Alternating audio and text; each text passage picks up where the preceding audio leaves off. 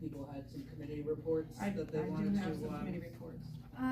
Yes, so Mayor, I'm gonna just jump ahead a little bit, right, because legal issues right after. So there has been some discussion about the committee reports on whether or not there needed to be a resolution in order to have committee reports at every meeting. I just, for purposes of the public, the committee council reports are always on the agenda. The agenda, as it was set by ordinance, includes that committee report. My understanding has been practiced to do it once a month because most committees meet once a month. However, there's nothing stopping you or needing any change in your agenda to just have them, any committee meetings that have happened in between the last meeting and this meeting of the council can be updated at every council meeting. There's no reason to leave them all for one meeting of the month. I will say that if I had known that there was a possibility of doing a committee report, I might have prepared one. But I didn't have that opportunity. I mean, I wasn't aware that we were going to be doing reports, so I didn't prepare anything. So maybe it's Still what's such my fun. misunderstanding, because maybe we were talking about the next April meeting, but I know this was fresh on my mind. It doesn't.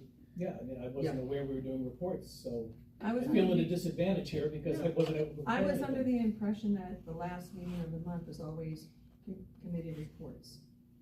Correct, that had been the practice. I think we had anticipated a more lengthy closed session, which may not be the case anymore.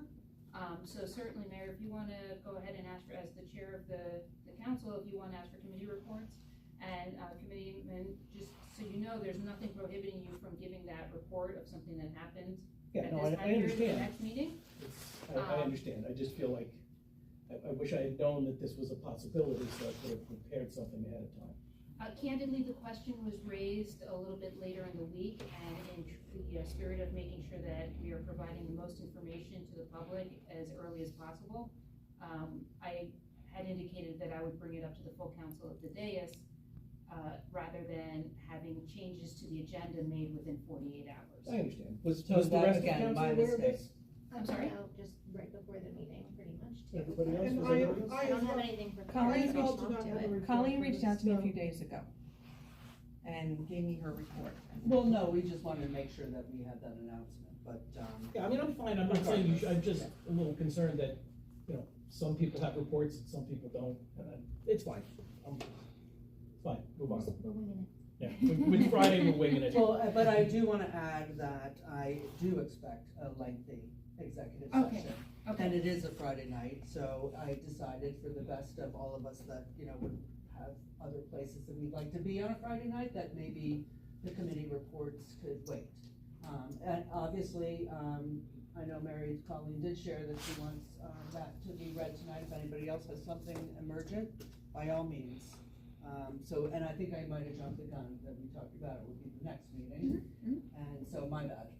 So perhaps in the interest of the Friday night meeting and the anticipated lengthy closed session, Mayor, you may want to ask people if they have brief updates to Yes. provide those. Well, by all means, Mary. Okay. You are an elected, you have the right to Right. say it. I attended 2 Board of Ed meetings this month. The March 9th, the revision of the budget calendar by the state shifted due to budget state aid numbers on Tuesday, March 10th. Rescheduled the regular board meeting to Monday, March 23rd due to the governor's address. Earliest date, April 24th for the budget, April 27th for the public presentation. The preliminary budget is due March 23rd tentatively. This was a good one that I mentioned last time. Our unsung hero candidate, Avery Polanco, had her name chosen from 20 candidates through a drawing and won the scholarship at the ceremony at the J.P. Case Middle School on March 4th. Between March 26th and 28th, the Highbridge Middle School will be performing Into the Woods Junior. The curtain rises, it actually rose tonight, and yes, and last night and tomorrow at 2 p.m. the 28th. Tickets are $8 for adults, $6 for students and seniors. Dr. Hobart talked about the back stairs needing to be replaced at the middle school and received a quote for both the stairs and the ramp to be done during the summer once school is over. 433 pounds of food were collected from the students in February and donated to the open covered food pantry. The Board of Education went over its goals for this coming year. Board certification, making sure all board members are certified within a 4-year period by attending the various classes offered by the state. Public relations board members spoke about how to have more interaction with the residents in Highbridge through various activities. Curriculum, making sure that the curriculum is up to date and having new social studies curriculum is the current focus. I then attended the Board of Education meeting on March 23rd. The items presented, a presentation to the Board of Education presented by Kathy Correa, a field rep from the New Jersey School Board Association. The topic was school administrator evaluation and board self-evaluation process and tools. This was a training session and it covered accountability, QSEC, governance, district census to update, develop an evaluation calendar for the chief school administrator, district goals for the chief school administrator, superintendent evaluation process. There are 6 standards that the chief school administrator has to meet, and they are the following: mission, vision, and core values, governance, operations, curriculum instruction, assessment, school improvement, community care, quality, and family engagement, professional capacity, community, and school district personnel. The annual performance report after the compilation will be July 1st and meeting with the chief school administrator. The board self-evaluations can be OPRED, that's Open Public Records Act, available reports. Individual board members evaluation report, tracking, and compilation reports. All reports are cleared out at the New Jersey School Board Association website at the end of December. The meeting dates for April have changed. There was no meeting on April 13th. April 20th meeting will be the work session for budget presentation. April 27th is the meeting, the public hearing on the school budget. May 4th will be a regular Board of Education meeting. May 11th will be the BOE meeting, reappointment of staff. It must be done before May 15th due to contract obligations. It was discussed about changing some of the Board of Education meeting dates, but not voted yet, to have 1 meeting in November as well as 1 meeting in December due to conventions and various holidays within those months. The board has a tentative budget, and the budget objectives are: enhance student achievement, promote wellness and safety, and ensure fiscal responsibility. The tentative school budget is $10,676,570 for the 26-27 school year. This is a $7,500,000 tax levy, 4% increase. Actual tax levy increase budget does not mean a 4% increase in property taxes. The total expenditure for 26-27 is the general, which is the $10,676,000, is the general fund's main operating budget. They have anticipated revenues of $1,274,269, and then the taxes are $7,500,000.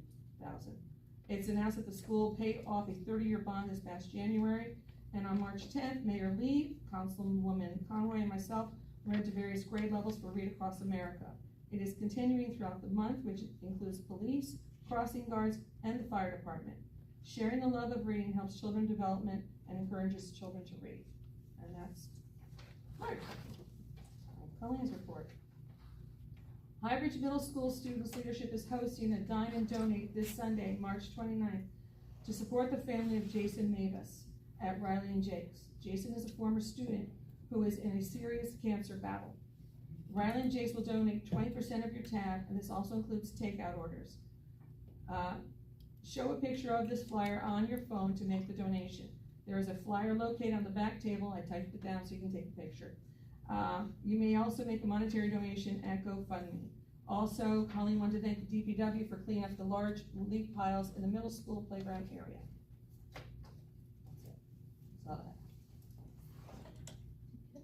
Are we going it down? If anybody else has anything, like, I don't know how many people.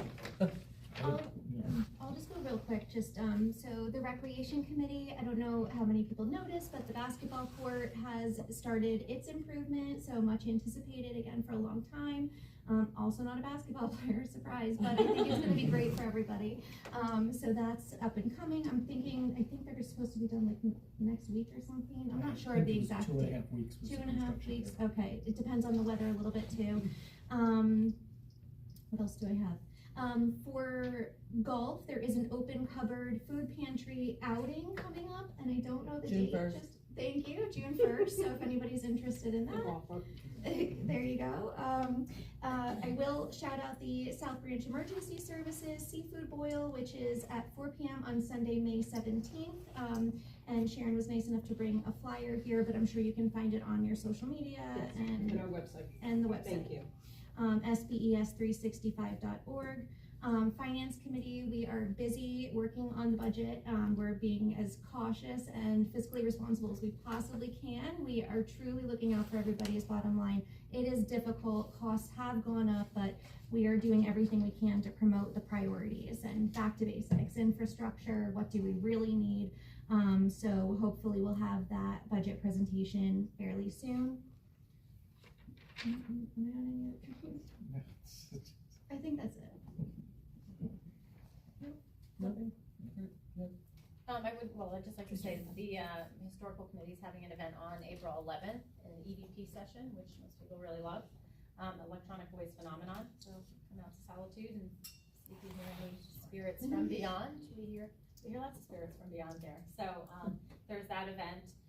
Those are always fun. People really enjoy those. And thanks to all the residents since the last committee updates that we had, I asked people to reach out and send emails if they have questions. I've gotten several emails with serious questions that people have throughout the community. So please continue to do that. I know people do like to share things on social media, ask questions, post comments, but you know, we are your governing body up here. So if you have serious questions, show up to the council meetings, email all of us. We will all reach back out to you with the best answers that we can. If we don't have one right away, we'll search for one. So please continue to send us emails or, sorry, Adam, call Borough Hall if you have a question. Also, the Easter egg hunt is tomorrow morning at 11 a.m. at Union Forge Park. And they fixed the bathrooms. Yes. Oh, great. Golf, so as you look at the golf course, one is a golf cart lease side letter agreement and one is the golf rates. So for several years, the golf course has been trying to get the new golf carts. I don't know if anybody's golfers in the audience, but apparently they're not very good. I don't know, I don't golf, but I trust everybody, but this is something that's been a long time coming. We have to get these golf carts. Troon has gotten excellent pricing when it comes to the golf carts. So part of this with this side letter agreement is to have Troon be the one to sign the lease. It is transferable to the borough if anything should change at any point with the management company, and the terms all remain the same. So I just wanted to ensure everybody that we've looked into everything, we're all good, we get great pricing, we should have new carts, and that will help support our slightly increased golf rates, trying to bring in as much revenue as we can for the residents. Motion to approve resolution 102 and 103. Move. Second. Roll call. I'm sorry, I have no one. Yeah. Conroy? Barry? Yes. Hamlin? Yes. Murdoch? Yes. Noel? Yes. And Montes? Yes. On to a discussion item of the Dewey. Of the public comment session. So there, as you know, on your agenda, you have 3 minutes at the beginning of the meeting on any topic. You have 1 minute at the end of the meeting on any topic. As a legal update, under the Open Public Meetings Act, you are only required to have 1. However, if you do wish to have 2, and you do wish to extend time on the second one, my recommendation to the council is to mimic what the Board of Ed does, and other councils that I've served as attorney for, when they do 2 separate ones, the general theme of it is the first public comment is before action is taken on your agenda, and that public comment should be limited to items on the agenda only. This way it gives the public the ability to ask about those agenda items or to raise items for your consideration before you vote on them. And then the back end public comment would be on any borough business. So it doesn't have to be something that's on the agenda. That is what I would recommend as far as the most efficient use of the public's time, as well as the council's time, as well as your clerk's time in writing the minutes, so that it's not 2 public comments saying the same exact thing from those opportunities. I also wanted to point out that on your agenda, it is clear that the public comment is a comment period and it's not necessarily a Q&A, and it shouldn't be anticipated as such. I've noticed the council members are jumping in to answer residents' questions, and I'm not saying that's a bad thing, and I'm not saying you shouldn't do that. What I would suggest is take all of the public comments, because oftentimes you have residents that have similar, even if they're different, but similar topics, where perhaps if you wait till you close public comment and then address everything, or even use it as an opportunity for the council to weigh in on items, you all serve on different committees, you have different insights as to the different departments in the borough. So perhaps when you close public comment, you could have the council discussion, which would provide the answers to the public. And again, there would be the back end of the public comment on any item that would also give anybody who has additional follow-up the opportunity to ask it. So those are my non-executive session, open to the public and transparent guidance as to the questions I've received regarding public comment. Thank you. That's it. Okay. My other legal updates were for closed. Okay, great. Bill list. We have two extra additions, so the total is $378,518.68. Motion to approve the bill list. Move. Second. Roll call. Conroy, Barry, Yes. Hamlin, Yes. Murdoch, Yes. Noel, Yes. and Matos. Yes. Okay, on to the second